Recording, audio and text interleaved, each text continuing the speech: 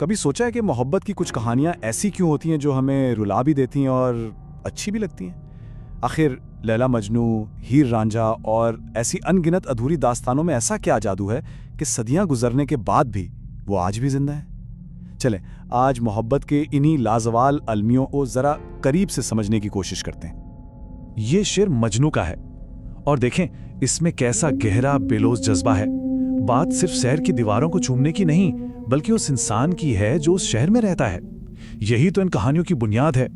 ये सिर्फ मोहब्बत की दास्तानें नहीं हैं, बल्कि ये उस जुनून, उस लगन और उस इंसानी ताल्लुक की कहानियां हैं जो हर हद पार कर जाता है। अच्छा, तो सबसे पहली कसम है उन मोहब्बत करने वालों की जिनका दुश्मन कोई एक शख्स नहीं बल्कि पूरा मुआशरा होता है। जब खानदान की इज्जत, कबीलों की पुरानी दुश्मनियां और समाज की बनाई हुई दीवारें मोहब्बत के रास्ते में आ जाती हैं। इसकी सबसे बड़ी मिसालें हमें पंजाब की दो मशहूर तरीन लोक दास्तानों में मिलती हैं, हीर रांझा और मिर्ज़ा साहिबान। दोनों ही कहानियों में मोहब्बत करने वाले आखिर में खानदान और माशरे का शिकार हो जाते हैं। एक तरफ देखें तो हीर को उसी के चचा का हसद ले डूबता है और दूसरी तरफ साहिबान का एक फैसला जो उसने अपने भाइयों को बचाने के लिए किया था, वही मिर्ज़ा की मौत की वजह बन जाता है।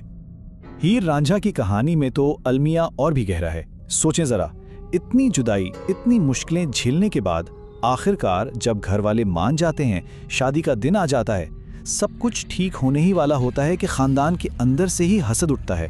केदू का दिया हुआ जहर सिर्फ हीर को नहीं मारता, रांझा भी उसी जहर को चुन लेता है और दोनों मौत में एक हो जाते हैं। अच्छा, तो ये तो हुई मुआशरे की बात।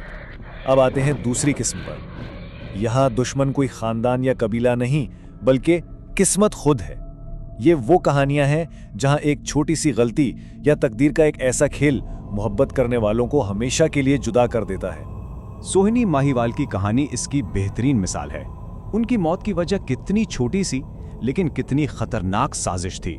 सोहिनी की नंद का सिर्फ एक काम, पक्के घड़े को कच्चे घड़े से बदल देना। बस यही एक चाल किस्मत का वो बेरहम फैसला साबित हुई जिसने उनकी मोहब्बत को दरिया की मौजों के हवाले कर दिया। और माहीवाल की मोहब्बत की शिद्दत का अंदाजा इस बात से लगाएं, एक रिवायत है कि जब उसे सोहनी को खिलाने के लिए मछली नहीं मिली तो उसने अपनी रान का गोश्त काट कर पेश कर दिया। जब मोहब्बत इस इंतहा पर हो तो उसका अंजाम भी अक्सर इतना ही शदीद और अलमनाक होता है। सस्सी पिन्नू की कहानी में तो लगता है जैसे किस्मत ने शुरू से ही उनके खिलाफ ऐलान जंग किया हुआ था। पैदाइश के साथ ही एक पेशगोई, फिर पिन्नू के भाइयों का धोखा और आखिर में वो बेरहम सहरा जिसने सस्सी को निगल लिया। हर मोड़ पर तकदीर ने उन्हें मिलने ही नहीं दिया। अब आती है तीसरी किस्म और शायद सबसे पेचीदा भी। ये वो मोहब्बत है जहां दुश्मन ना मुआशरा है ना किस्मत, बल्कि मोहब्बत खुद एक जुनून बन जाती है। यहाँ जंग बाहर नहीं, इंसान के अंदर लड़ी जाती है। एक ऐसी मोहब्बत जो आशिक को दीवाना बना देती है। इसको समझने के लिए मजनू लफ्ज का मतलब जानना बहुत जरूरी है। मजनू का मतलब है पागल या जिस पर जिन का साया हो। यह सिर्फ एक नाम नहीं था, ये एक हालत थी। कैस लैला की मोहब्बत में इतना खो गया कि लोगों ने उसे कैस कहना छोड़ दिया और मजनू बुलाने लगे, यानी दीवाना। तो लैला मजनू की कहानी का अलमिया असल में नफ्सियाती है। मजनू का अपना जुनून ही उसका सबसे बड़ा दुश्मन बन गया। लैला के बाप ने तो इनकार किया ही, लेकिन असल में उसे लैला से उसकी अपनी मोहब्बत की शिद्दत ने जुदा कर दिया। वो शिद्दत जिसे दुनिया ने पागलपन का नाम दिया। और ये कहानी उज़री मोहब्बत की एक बेहतरीन मिसाल है। ये वो मोहब्बत है जिसमें आशिक और माशूक कभी मिल नहीं पाते। उनकी मोहब्बत की खूबसूरती वस्ल में नहीं, बल्कि इसी जुदाई के दर्द और कभी ना पूरी होने वाली ख्वाहिश में होती है।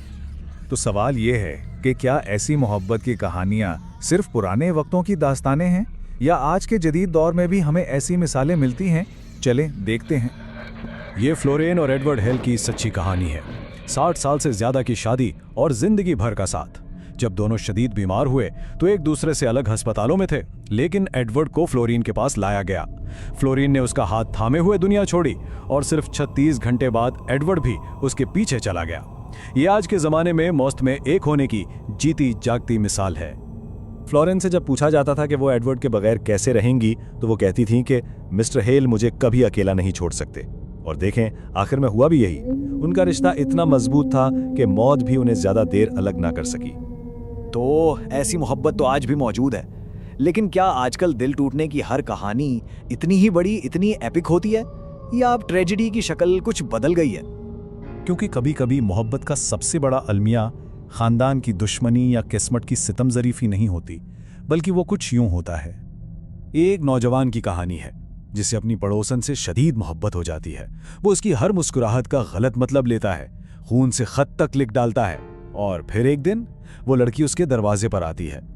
लड़के को लगता है कि बस मोहब्बत का इजहार होने ही वाला है, लेकिन उसका सारा रोमानवी ख्वाब एक बहुत ही अमली और जदीद सवाल पर आकर टूट जाता है। तो सोनी के कच्चे घड़े से लेकर आज के वाईफाई पासवर्ड तक शायद मोहब्बत के आलमे की शक्लें बदल गई हैं, लेकिन दिल टूटने का एहसास वो शायद आज भी वैसा ही है।